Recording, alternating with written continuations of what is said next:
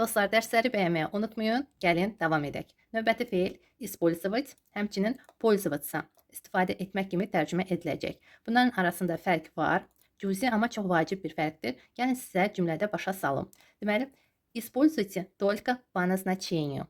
Yalnız göstərişlərə uyğun istifadə edin. Əgər biz bir nəticə almalıyıqsa, bu zaman biz использовать feilindən istifadə edərək quracağıq cümləni. Deməli, используй təkdə istifadə et, используйте cəmdə istifadə edin. Только по назначению, yalnız göstərişlərə uyğun. Məsələn, dərmandır və biz bu dərmanı istifadə edərək bir nəticə almalıyıq, düzdür? Bu zaman biz используйте feilindən istifadə edirik. Növbəti cümlə. Если срок прошел, не используй. Əgər vaxtı keçibsə, istifadə etmə. Məsələn, dərman və yaxud hər hansı bir məhsul. Biz deyirik ki, məhsulun üzərindəki vaxta bax və əgər vaxtı keçibsə, o zaman istifadə etmə. Nə olsun ki, kiflənməyib. Vaxtı keçibsə, biz deyirik ki, istifadə etmək lazım deyil, istifadə etmə. Yenə də həmən məhsulu biz nəsə etmək üçün istifadə edirik, düzdür? Düzdür, burada biz deyirik istifadə etmə, amma həmən şəxs bu məhsulu götürüb istifadə etmək istəyir. Nəsə əldə etmək üçün, məsələn, yemək pişirmək üçün və yaxud dərmandırsa, baş ağrısı dərmansızsa, o zaman baş ağrısının kəsilməsi üçün dərman istifadə etmək istəyir və biz sadəcə deyirik ki, bəs vaxta bax, əgər vaxtı keçibsə, bu zaman istifadə etmə, faydası olmaz və s. İnanıram ki, aydın oldu. Пользуйся моим телефоном. Burada biz используй мой telefon da deyə bilərik. Используй мой telefon. Gəlin sizə yazım. Используй мой telefon.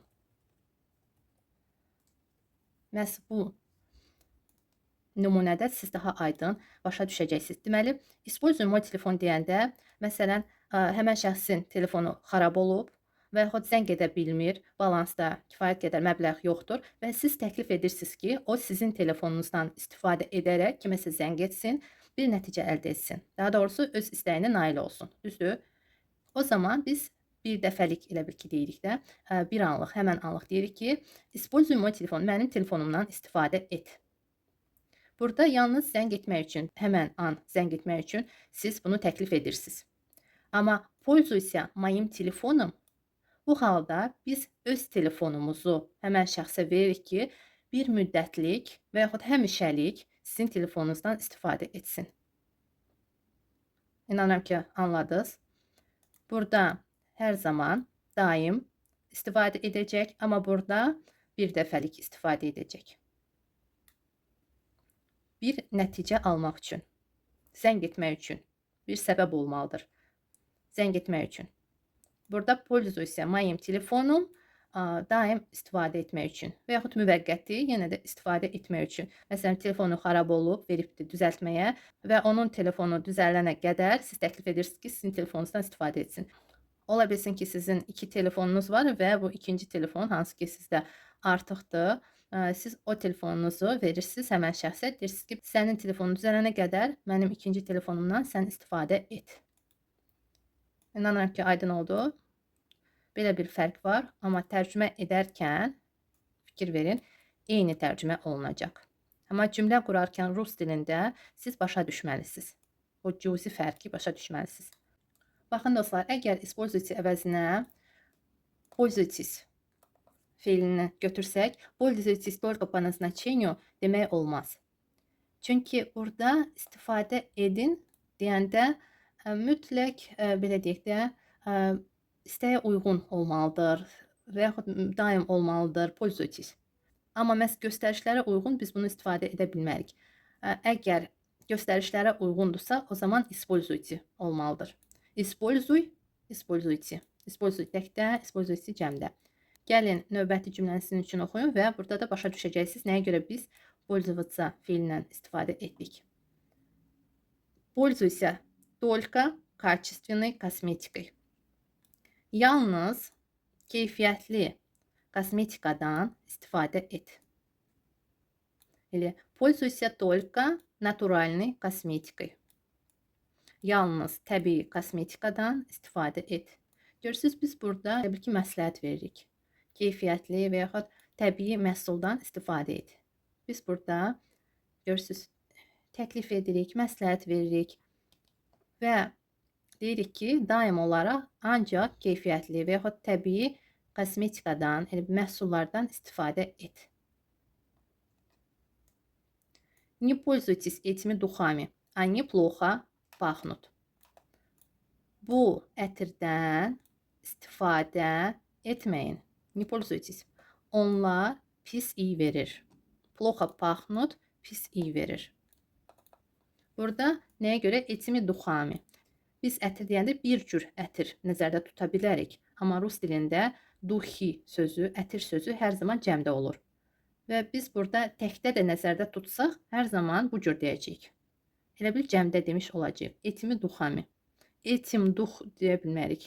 Elə etim duxi yox. Ətir sözü rus dilində hər zaman cəmdə olur. Təkdə də desək, biz rus dilində hər zaman cəmdə demiş olacağıq. Etimi duxami, yadınızda saxlayın. Duxi, ətir, i ilə bitir və ami şəkilçi ilə əvəz olunurlar. Çim, nə ilə sual verilir. Buna görə də ami şəkilçisi əlavə olunur.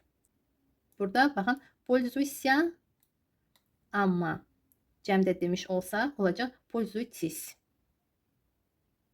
Eynicə inkarda не пользуйтесь. Burada bir cürdür feil. Buna görə də inkarda elə həmən feil qalacaq.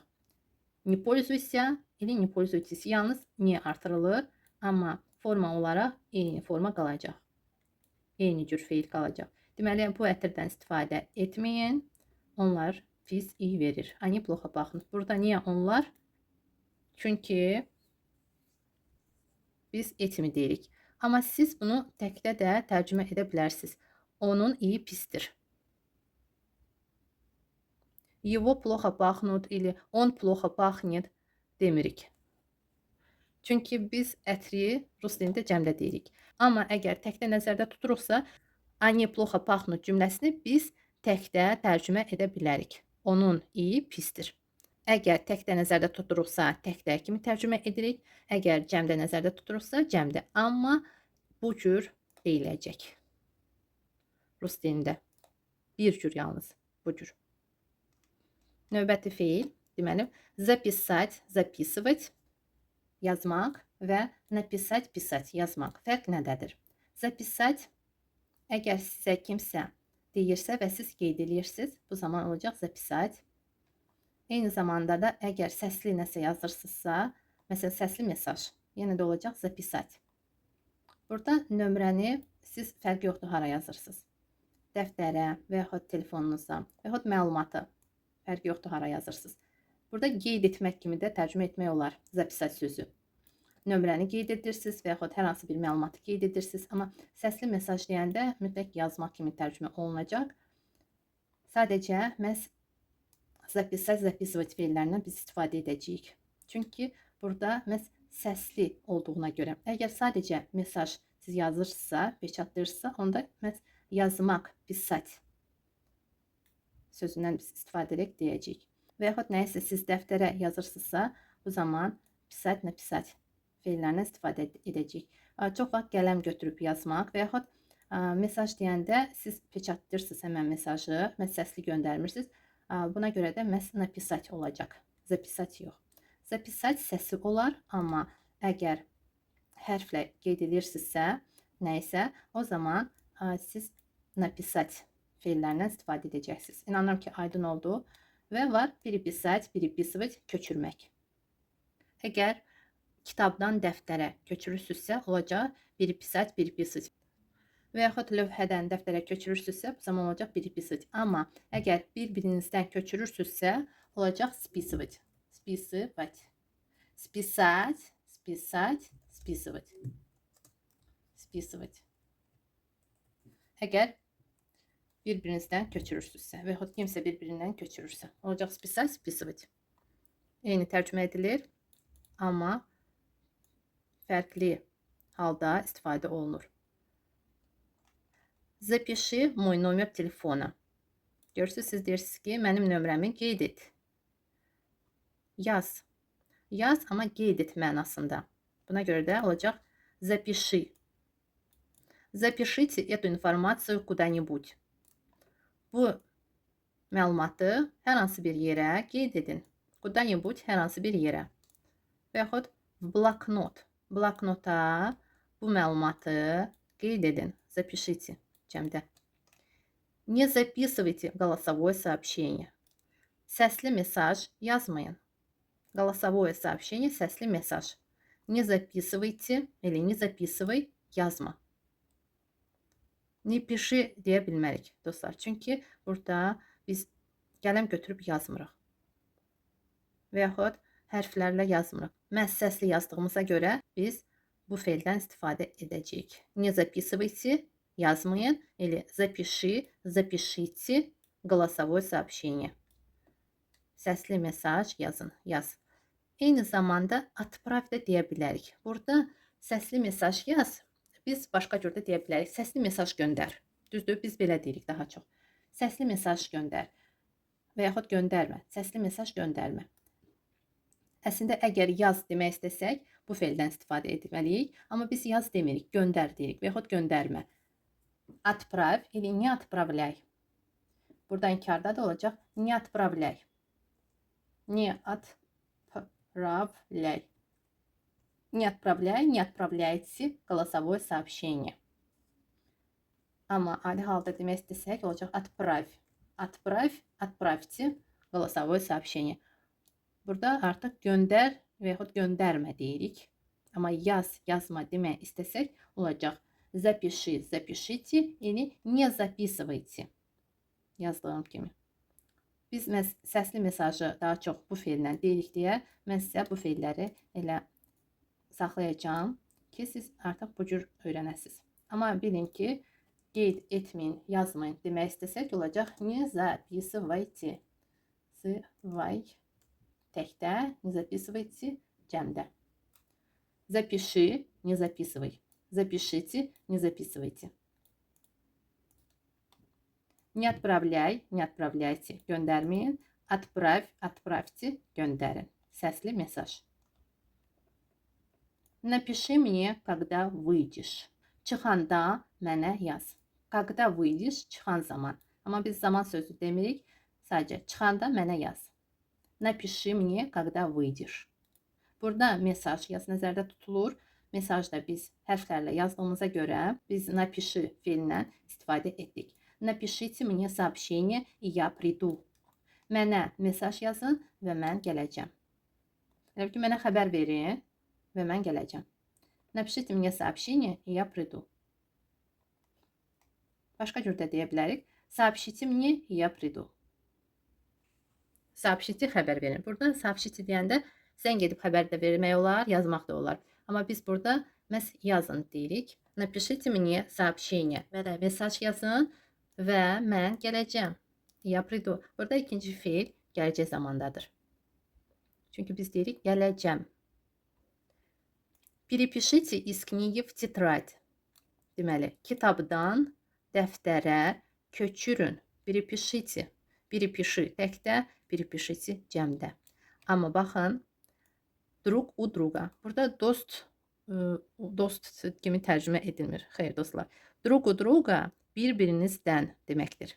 Yadınızda saxlayın. Burada друг sözünü oxuyub elə biləcəksiniz dost. Dost dostdan yox, məhz bir-birinizdən. Друг у друга.